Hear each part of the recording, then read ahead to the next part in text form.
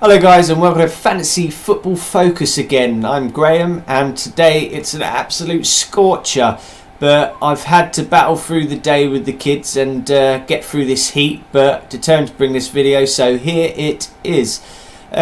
Changing from my last draft, we have a look, but now I'm pretty confident I won't be changing now. I've analysed it, I've played about.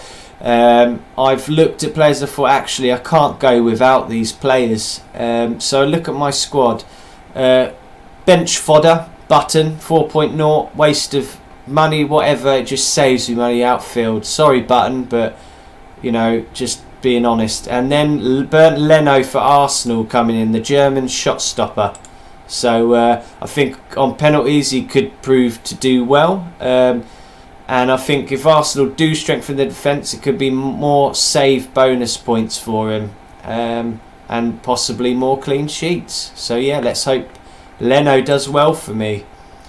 Then we go on to Wan-Bissaka. I had him in my squad last time. I think he was fantastic last season for Palace. He was the budget option. Price gone up slightly, as you all know. But still, in a Man United shirt, can't go without him. Pre-season he's been doing so well.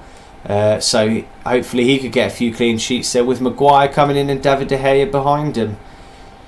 And then we move on to Coleman, who is a budget option compared to Digne really, but you know, notched up quite a lot of points still, 125. And with their fixtures, I can't resist really. I think he's great just to have there. With Zuma left, you know, there's more room in that defence. So yeah, I can rotate more. And then this is the guy I could not go without, and that is TAA, Trent Alexander-Arnold of Liverpool. He was on fire. He's on free kicks, a lot of corners, so pretty vital. You see there, assists 13, goals scored 1.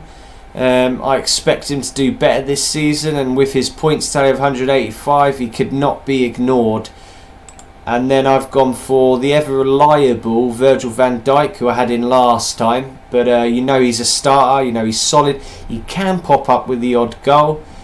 And then here's an interesting guy, Johnny Castro. Now that Doherty is out injured, he's been playing as that wing-back role. So he's getting involved, just like Doherty was doing and having success in pre-season. So has this man. He's had a couple of assists. He's playing tonight, so I'll be keeping my eye on him as well and seeing how he does. But I'm hoping he could be a bit of a bargain capture. Look, only 1.4% of ownership. I think he could well do good. And then we move into the midfield. Ryan Fraser carrying on from where he was last season. Fantastic player in that midfield for the Cherries. And he got 7 goals and 14 assists. He was on absolute fire. 181 points. And with his fixtures being so easy at the start, it's guns blazing. Off you go, son. Go and do it. Get them FPL points for us. Then we got Sadio Mane. 22.4% of players have gone with him, despite the AFCON rumours. But, you know, 231 points. Very impressive. Goals scored 22, assists 3. Fantastic player to have, and I definitely had to have him in there for 11.5. He'll be my star man. And a man I think a lot of the communities forgot about, 9.3% is Paul Pogba. He's always on penalties. He was easily Man United's best player last season.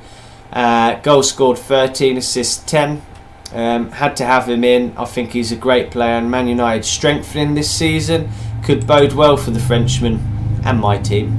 And then we go Iosi Perez of Leicester and Tielemans of Leicester. A bit of a buzz around Leicester at the moment.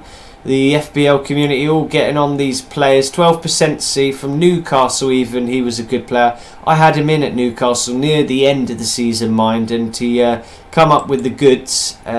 And I think under Brendan Rodgers, Leicester can only carry on doing well, playing just behind Jamie Vardy in the 10 role.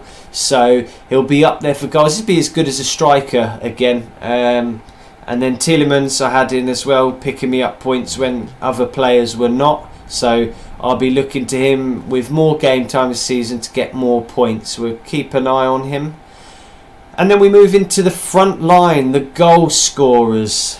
Lacazette, I think, is going to have a great season this season. Andre Lacazette Interesting thing was he took a penalty in pre-season. Aubameyang was on the field, so could they be taking it in turns, them two? They have a great relationship up front. Last season he scored 13 goals and assisted 12, and I just think he's going to kick on and have a great season, so hopefully he'll be a good captain here and there. And then my budget option to allow me to select most of the players in my squad, Mason Greenwood of Man United. Now Ole Gunnar Solskjaer said he will be starting him in the new season, so not afraid to use the youth, and he's started a lot of pre-season games, so great budget option. And if he plays, then gets points, he can be a rotation option then, definitely from the bench. Before then I'll be keeping him on my bench, but one to keep an eye on. Quite excited to see that. And then we go on to a guy. Now you got Jimenez 7.5. Why pay that when you got this man, Diogo Jota? Now he's been moved to up front position. Last season I had him in my squad as well, midfield, and yet again another player's getting points for me when other teams didn't have him. He was making the difference. Up front, can't say no. Goal scored 9 last season, 8 assists. I think he can easily double that this season up front, easily with Wolves. And you know, this is a good looking squad if I don't say so myself. If you like my squad, then leave in the comments below. Let me know what squads you've got. I'll leave you a comment on them and tell you my thoughts. And in this Scorchio heat, if you did enjoy this video, please give us a thumbs up. Don't forget to subscribe. And guys, thank you for all your support and thank you for watching.